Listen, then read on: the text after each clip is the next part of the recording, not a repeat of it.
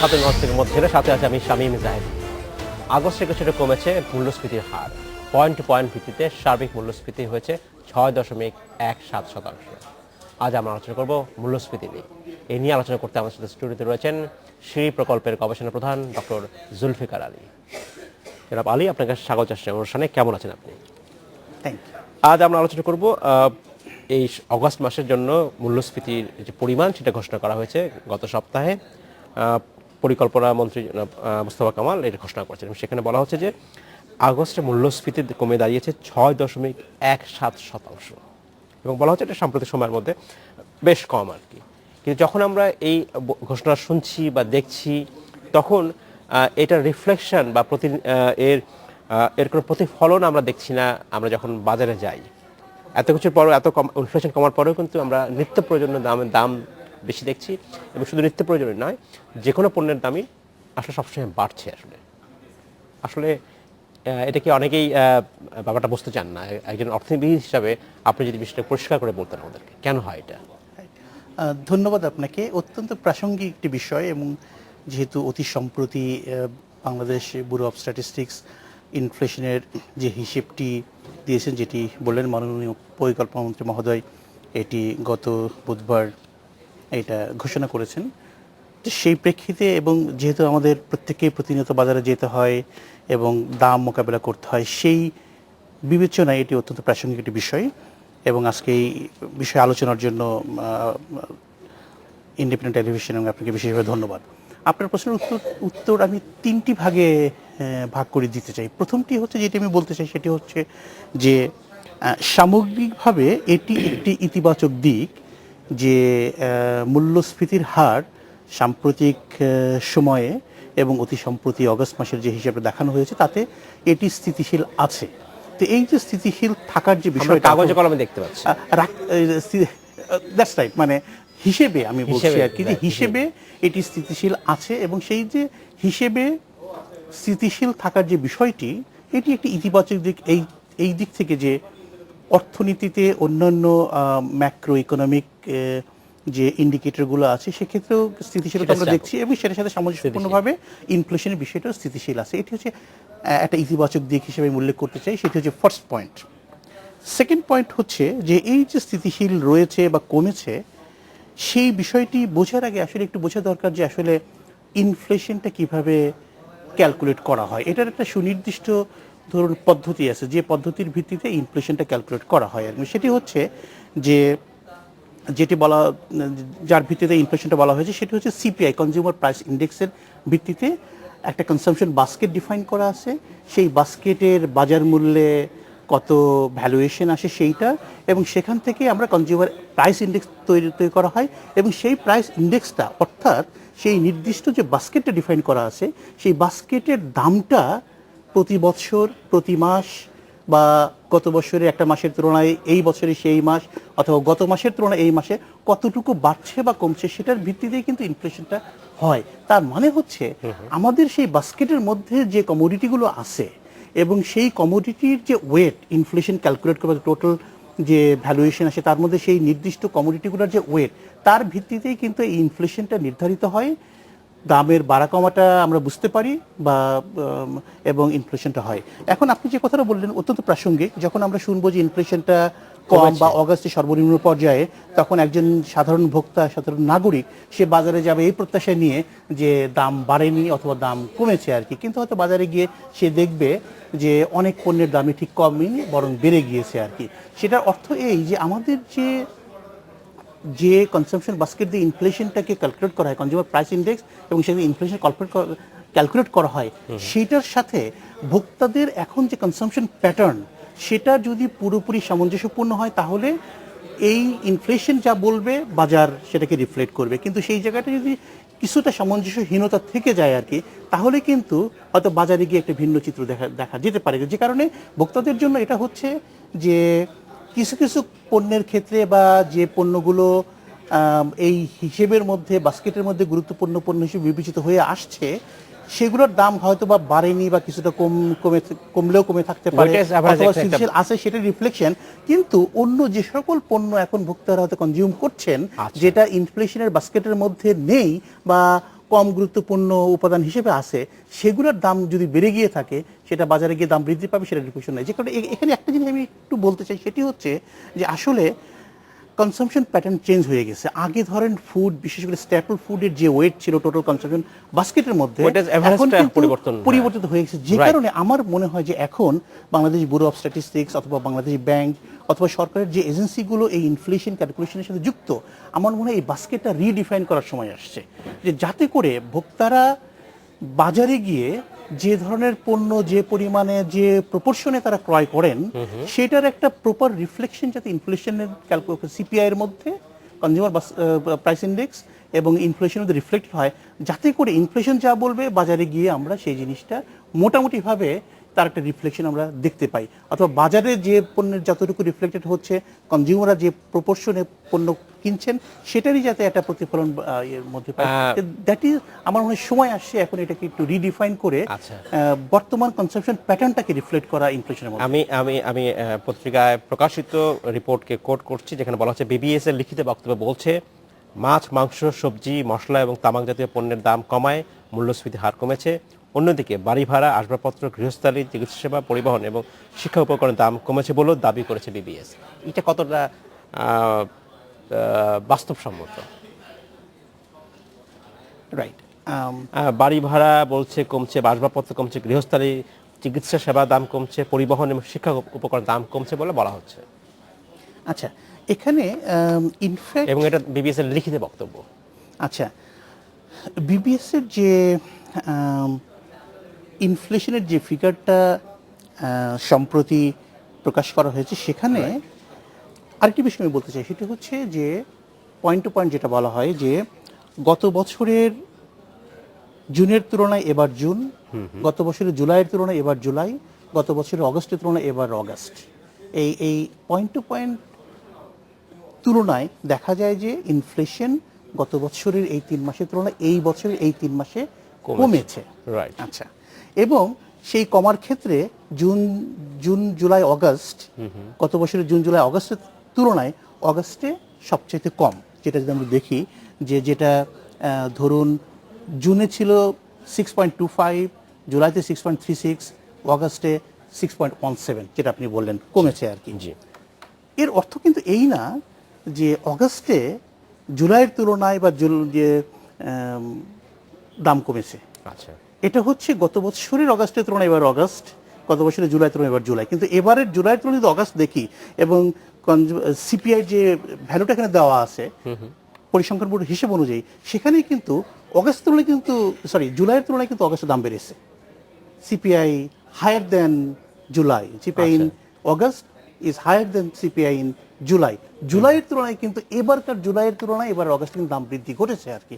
তার মানে যে পূর্ববর্তী মাসের তুলনায় যদি আমরা তুলনা করি, তাহলে কিন্তু কিছুটা হলেও, খুব বেশি মাত্রায় না, বা কিছুটা হলেও দাম বৃদ্ধি ঘটেছে।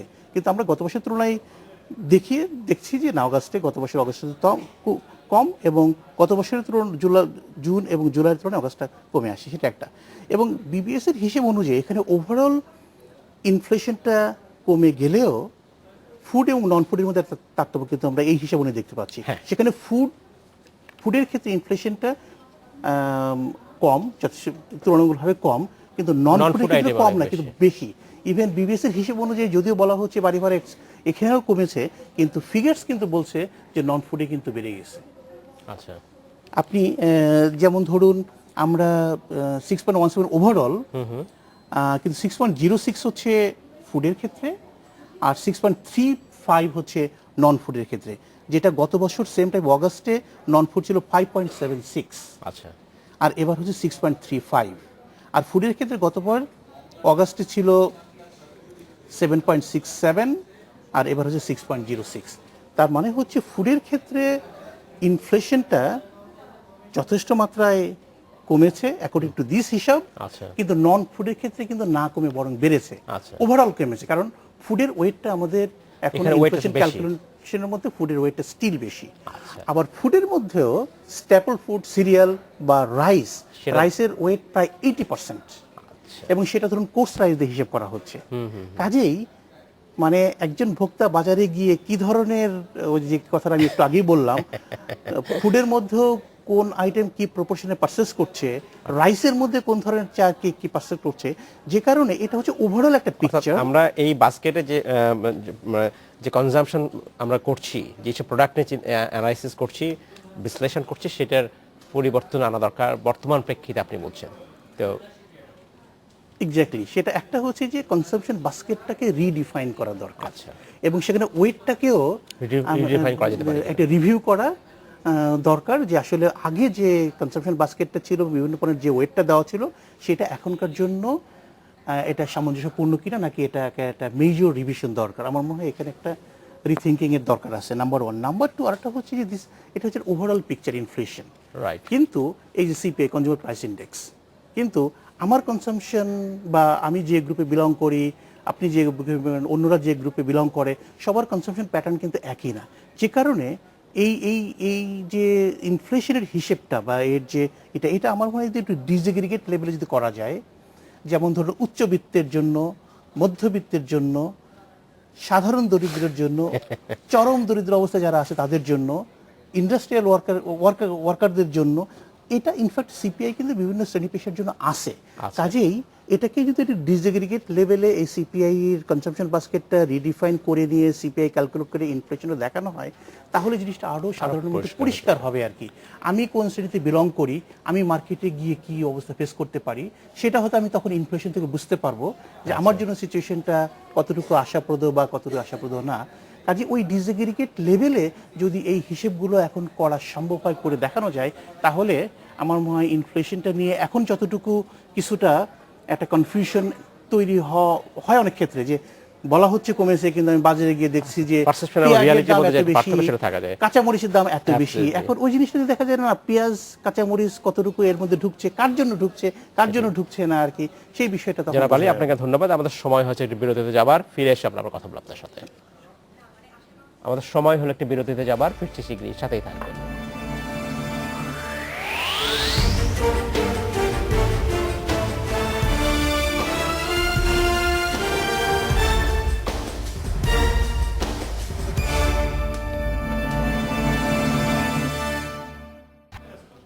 স্বাগত আরেকবার খাতুনগঞ্জ থেকে মধুঝিলে। আজ আমরা আলোচনা করছি মূল্যস্ফীতি নিয়ে। এই নিয়ে আলোচনা করতে আমাদের সাথে স্টুডিওতে রয়েছেন সিঁড়ি প্রকল্পের গবেষণা প্রধান ডক্টর জুলফিকার আলী। ডক্টর আলী, আপনাকে স্বাগত জানাচ্ছি অনুষ্ঠানে আরেকবার। আমরা বিরতিতে যাবার আগে কথা বলছিলাম, প্রথম প্রশ্নই আপনার কাছে ছিল যে এই যে আমরা যখন বলছি খাদ্যপণ্যের দাম বা কমছে বা ইনফ্লেশন কমছে, তখন খাদ্যপণ্যের দাম কমার ক্ষেত্রে সেই রিফ্লেকশন বা সেই প্রতিফলন আমরা বাজারে বা কোনোখানে দেখতে পাচ্ছি না। ঠিক একই প্রশ্ন ধরেই আমি আপনাকে আবার একটা প্রশ্ন করতে চাই, সেটা হচ্ছে যখন আমরা বলছি ইনফ্লেশন কম রয়েছে, ইনফ্লেশন নিয়ন্ত্রণে রয়েছে, তার মানে কি এই সাধারণ মানুষের ক্রয় ক্ষমতা বেড়েছে বা তারা কিনতে পারছে? সেক্ষেত্রে বোধ পণ্যের ক্ষেত্রে হতে পারে, সেবার ক্ষেত্রে হতে পারে, সবটাই বলছি। রাইট। একটি বিষয় যেটি ধরুন দুটি বিষয়, একটা হচ্ছে যে ইনফ্লেশনের যে ফিগারটি বলা হয়েছে সেটিকে ধরে একটা আলোচনা, আর একটা হচ্ছে যে ইন রিয়ালিটি বিষয়টা কি, বা ভোক্তারা কি ফেস করছে বাজারে গিয়ে। যদি আমরা ইনফ্লেশনের ফিগারটা ধরি, যেটি হচ্ছে 6.17, আর আপনি যে কথাটা বললেন যে ক্রয় ক্ষমতা বা মানুষের পারচেজিং পাওয়ারের সাথে এটার সাথে যদি মিলিয়ে দেখা হয়, একই সাথে আরেকটি বিষয় যেটা বিবিএস প্রকাশ করেছে, সেটা হচ্ছে যেটার ভিত্তিতে মানুষের আয় বেড়েছে কিনা বা ক্রয় ক্ষমতা বেড়েছে কিনা যেটি দেখা হয়, সেটি হচ্ছে জাতীয় মজুরি হার সূচক। আরেকটি ইন্ডেক্স যেটা বিবিএস করে থাকে, সেটি হচ্ছে মজুরি হার সূচক। এই মজুরি হার সূচকের বৃদ্ধি আর ইনফ্লেশনের বৃদ্ধি, এই দুটোকে যদি আমরা তুলনা করি, তারপরে বলতে পারবো যে আসলে মানুষের ক্রয় ক্ষমতাটা বেড়েছে না কমেছে ইনফ্লেশনের সাথে। যেটি মানে এই তথ্য অনুযায়ী যেটা দেখানো হয়েছে, সেটি হচ্ছে ইনফ্লেশন যেখানে 6.1%, which means on an average দ্রব্যমূল্যের বৃদ্ধি ঘটেছে 6.17 হারে। আচ্ছা। আর মজুরি সূচক অনুযায়ী মজুরির বৃদ্ধি ঘটেছে 7+ % হারে। তার মানে হচ্ছে দাম যে হারে বেড়েছে মজুরি তার চাইতে বেশি হারে বেড়েছে এই তথ্য অনুযায়ী। রাইট। তার মানে মজুরি যদি দাম বৃদ্ধির চাইতে বেশি হারে বাড়ে, তার মানে অন অ্যান অ্যাভারেজ ভোক্তা সাধারণ তারা বেটার অফ সিচুয়েশনে। আচ্ছা। তারা বাজারে যে বৃদ্ধিটা করেছে তার চাইতে তাদের অন অ্যান অ্যাভারেজ আয় বেড়েছে, কাজেই বাজারে গিয়ে তাদের কোনো অসুবিধা মোকাবেলা করার কথা না এই তথ্য অনুযায়ী, এই তথ্যের তুলনা করে যদি আমরা বলি। ফাইন।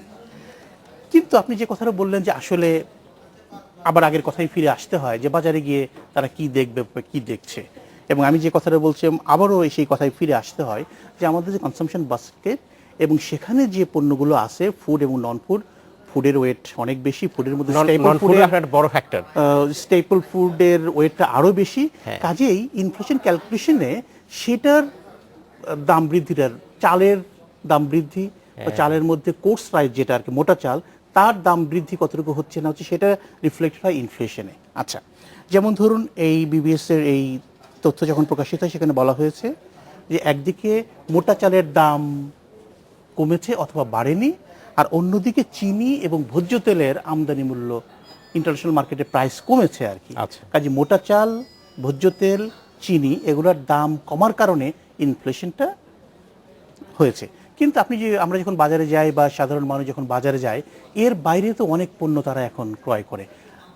আপনি স্পাইসের কথা যদি বলেন, পেঁয়াজ, কাঁচামরিচ, আপনি ভেজিটেবলের কথা বলেন, বিভিন্ন ধরনের ভেজিটেবল, সেগুলার দামের কিন্তু বৃদ্ধি প্রতিনিয়ত ঘটছে এবং ভোক্তাদের সেটা ফেস করতে হচ্ছে, তাদের ওই বেশি দামে কিনতে হচ্ছে অথবা না কিনে ফিরে আসতে হচ্ছে আর কি। কিন্তু আমাদের এই ক্যালকুলেশনের মধ্যে, বাস্কেটের মধ্যে এই পণ্যগুলো যেগুলো এখন হয়তো বা ভোক্তারা অধিক হারে রিলেটিভলি আগের তুলনায় বেশি প্রপোর্শনে ক্রয় করতে যাচ্ছে বা করছে, কিন্তু সেটা কিন্তু আমাদের ইনফ্লেশনের কনসাম্পশন বাস্কেটের মধ্যে ইনফ্লেশনের হিসাবের মধ্যে রিফ্লেক্টেড হচ্ছে না, যে কারণে একটা মিসম্যাচ কিন্তু থেকে যাচ্ছে আর কি। হিসেব অনুযায়ী সিচুয়েশন বেটার, ইতিবাচক, সামগ্রিকভাবে হয়তো ইতিবাচক বলতে হবে, বাট যদি আমরা ডিসএগ্রিগেট লেভেলে বা মানে by items, by consumer groups আমরা দেখি, তখন এক একজন একইভাবে সিচুয়েশনটাকে মোকাবিলা করতে হচ্ছে, মোকাবিলা করছে, এবং কাউকে অ্যাডভার্সলি ফেস করতে হচ্ছে। That is why disaggregated kind of analysis এবং disaggregated estimation would be helpful. 2013 সালে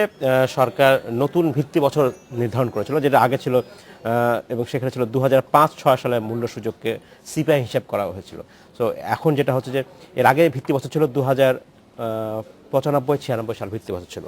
সো নতুন ভিত্তি বছর অনুযায়ীও এক ধরনের প্রোগ্রেশন হয়েছে। তারপর আশা করবো হয়তো আপনি যেটা বলছিলেন যে আমাদের যেসব পণ্য বা সেবা নিয়ে আমরা এই ইন্ডেক্সে ঢুকাচ্ছি সেটারও একটা ডাইভার্সিফিকেশন থাকা উচিত, নতুনভাবে চিন্তা করা উচিত। আমি আরেকটা বিষয় দৃষ্টি আকর্ষণ করি, যখন আমরা বলছি যে এই অগস্টের কথা যখন বলছি, অগস্ট মাসে মূল্যস্ফীতি বেশ কম, তখন সামনে মাসে আসলে কি হতে যাচ্ছে, যখন সরকার তেলের দাম বাড়ালো, সামান্য গ্যাসের দাম বাড়ালো, বিদ্যুতের দাম বাড়লো, এবং সরকারি যারা সরকারি কর্মচারীদের জন্য যে বেতন ভাতা সেটাও কার্যকর হতে যাবে সামনে থেকে নতুন পে স্কেল অনুযায়ী। এর ফলে সামনে আপনি যদি দেখেন সামনে মাসগুলোতে ইনফ্লেশন বা মূল্যস্ফীতির হার কি আপনার বাড়তে পারে কিনা, আপনি কি দেখছেন সেটা? ধন্যবাদ। মানে আসলে সরকারকে তো বিশেষ করে আমাদের মতো দেশগুলোতে প্রতিনিয়ত বিভিন্ন ধরনের চ্যালেঞ্জ মোকাবেলা করে এগোতে হয়। তো সেক্ষেত্রে ধরুন এখনকার যে ইনফ্লেশনের যে হিসেব, যেটা আমি শুরুতে বলেছি যে সামগ্রিকভাবে ইতিবাচক বলতেই হবে, যদিও হয়তো বিটুইন দ্য লাইন অনেক দেখার বিষয় থাকে, কিন্তু আগামী মাসগুলোতে একটি হচ্ছে যে সরকারি কর্মকর্তা কর্মচারীদের বেতন বৃদ্ধি, যেটি জুলাই থেকে কার্যকর হওয়ার কথা, এখনও হয়নি, but within the next few months হয়তো সেটা কার্যকর হবে।